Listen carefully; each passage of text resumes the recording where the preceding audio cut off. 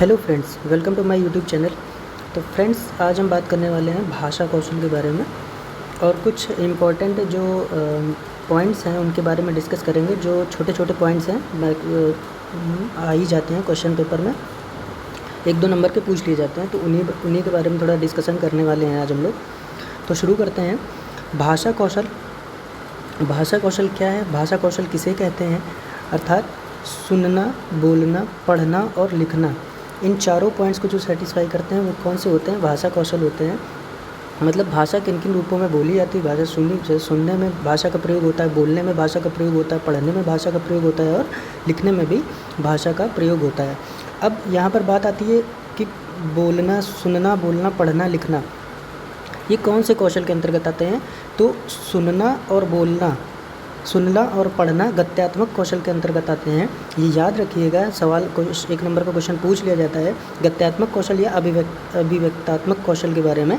तो सुनना और बोलना गत्यात्मक कौशल के अंतर्गत आता है और सुनना और पढ़ना गत्यात्मक कौशल के अंतर्गत आता है और बोलना और लिखना अभिव्यक्तात्मक कौशल के अंतर्गत आता है। ठीक है। भाषा के मुख्य 4 कौशल कौन कौन से हैं? सुनना, बोलना, पढ़ना, लिखना। और यही अगर ये इस तरह से पूछ लेता है कि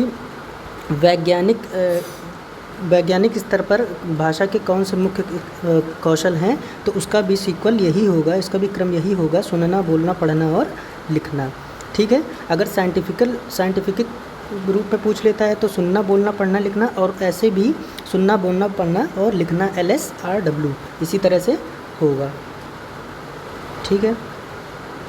अब बात करते हैं सुनने में क्या क्रिया होती है? बच्चों से शब्दों का उच्चारण करवाना। सुनना तो समझ में आ ही रहा होगा, बच्चा पैदा होता है तो सुनता, मतलब जो बातें उसके आगे आसपास होती रहती हैं वो सुनता रहता है। तो बच्चों से शब्दों का उच्चारण करवाना, मतलब बच्चों से बुलवाना, वो सुनते हैं तभी तो बोलते हैं, तो वो सुनने के अंतर्गत आ गया। अब कहानी या कविता सुनाना बच्चों को। ठीक है। नेक्स्ट है बोलना अर्थात कविता पाठन, बच्चों से कविता पाठन करवाना, संवाद करवाना, मौखिक प्रसंग पूछना। थर्ड है पढ़ने के 2 प्रकार होते हैं, एक मौन पढ़ना होता है और एक शाश्वर पढ़ना होता है। एक होता है मौन पाठन, एक होता है शाश्वर पाठन। मौन पाठन क्या होता है? जब बच्चा मन के अंदर पढ़ता है, अर्थात मन में, जैसे हम लोग पढ़ाई करते हैं तो ज़्यादातर मन में ही पढ़ाई करते हैं, बोलकर पढ़ाई नहीं करते हैं। तो मौन पाठन का अर्थ क्या होता है? मौन पाठन में होता क्या है? ध्यान बेहतर होगा, तेज़ी से पढ़ेगा बच्चा और ज़्यादा विषय पढ़ सकेगा।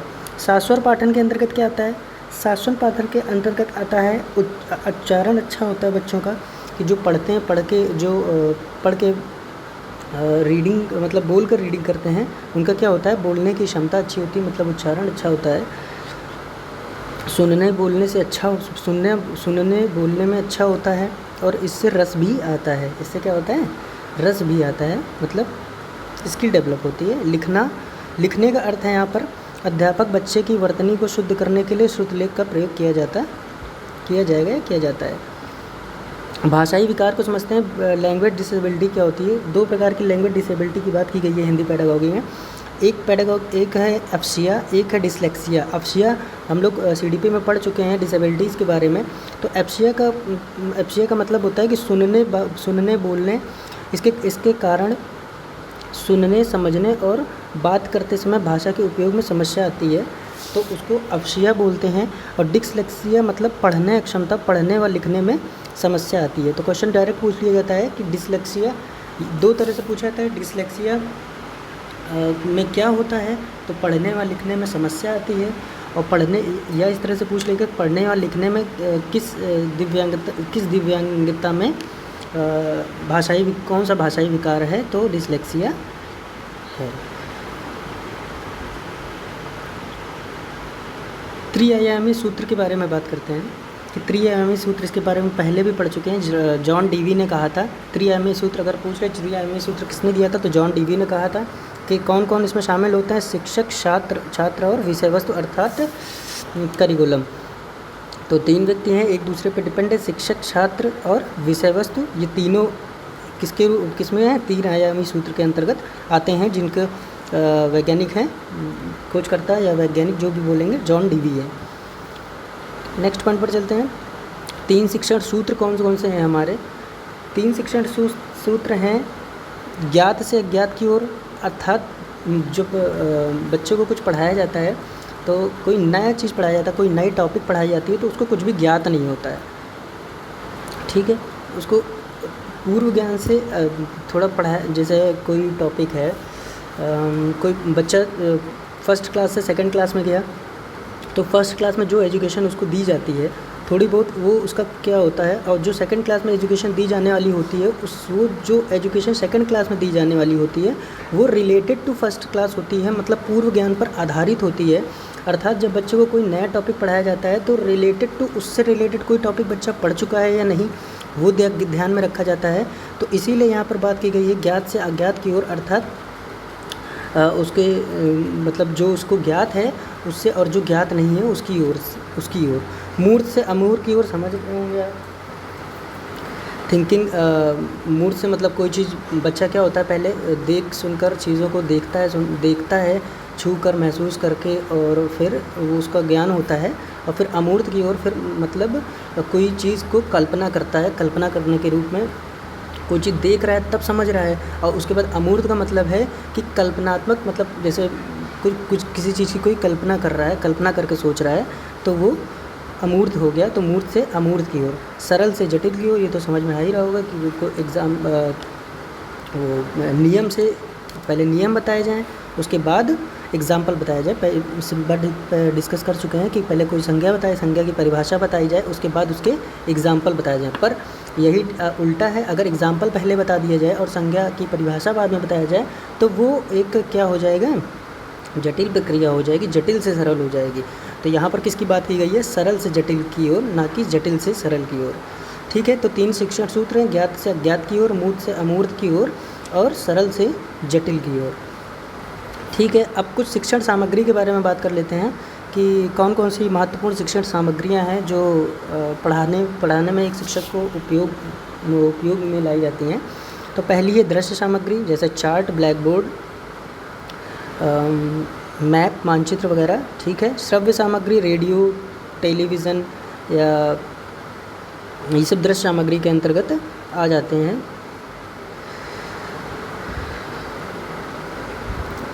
दृश्य श्रव्य सामग्री, सॉरी ये थोड़ा सा वो हो गया, एरर हो गया। दृश्य सामग्री के अंतर्गत चार्ट, ब्लैक बोर्ड आ गया और मानचित्र। श्रव्य सामग्री के अंतर्गत सिर्फ रेडियो आता है, क्योंकि टेलीविज़न जो है वो दृश्य श्रव्य में पहुंच जाएगी, क्योंकि उसमें दिखाई भी दे रहा है, सुनाई भी दे रहा है, और रेडियो में सिर्फ सुनाई दे रहा है, ठीक है। या रेडियो की बात कर सकते हैं या FM की बात कर सकते हैं। इसमें दृश्य श्रव्य सामग्री में टीवी आ जाती है। क्रिया सहायक सामग्री में फील्ड ट्रिप अर्थात होता है कि बच्चों को समय समय पर टूर ले जाया जाता है, ऐतिहासिक चीज़ों को दिखाया जाता है, उनके ज्ञान को बढ़ाने के लिए किसी ऐतिहासिक संग्रहालय या उद्यान में भ्रमण कराना, बच्चों को किसी ऐतिहासिक संग्रहालय या उद्यान का भ्रमण कराना, ये क्रिया सहायक सामग्री के अंतर्गत आ जाता है, ठीक है। आगे बढ़ते हैं। मूल्यांकन एवं उपचारात्मक शिक्षण क्या होता है। मूल्यांकन एक ऐसी निरंतर चलने वाली प्रक्रिया है जिसमें शिक्षक छात्र के ज्ञान व सीखने की प्रक्रिया का आकलन करते हैं। अर्थात मूल्यांकन एक ऐसी प्रक्रिया है जिसमें शिक्षक छात्र के ज्ञान व सीखने की प्रक्रिया का आकलन करते हैं कि बच्चा क्या सीख रहा है, उसको क्या ज्ञान है और कैसे सीख रहा है, किस तरह से सीख रहा है, उसी का क्या करते हैं, उसी को क्या बोलते हैं, उपचारात्मक शिक्षण। अब आकलन क्या होता है। आकलन का अर्थ होता है बच्चा कैसे सीखता है। मापन का अर्थ होता है बच्चे ने कितने प्रतिशत सीखा। एक नंबर का क्वेश्चन पूछ लिया जाता है कि आकलन का अर्थ क्या होता है, तो आकलन का अर्थ होता है बच्चा कैसे सीखता है। मापन का अर्थ होता है कि बच्चे ने कितनी प्रतिशत सीखा है। और मूल्यांकन आकलन व मापन का हिस्सा है मूल्यांकन, ठीक है।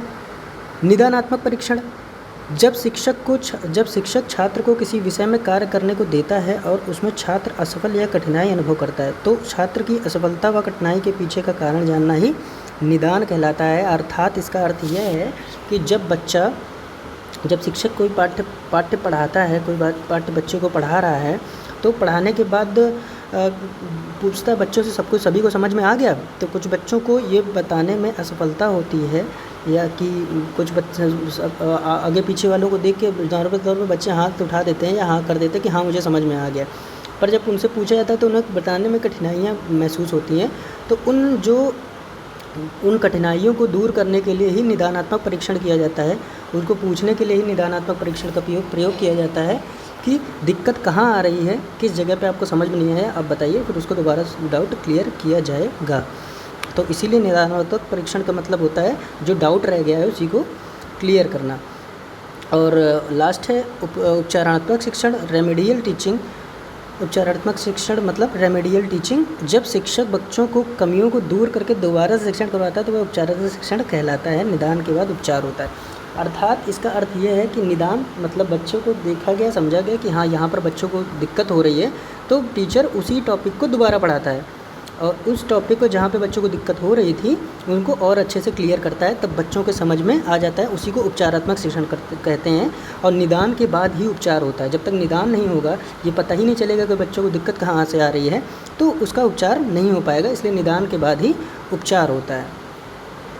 ठीक है, उम्मीद है आपको इतनी बात समझ में आ गई होगी। अगर वीडियो पसंद आई हो तो please like share and subscribe. Thank you.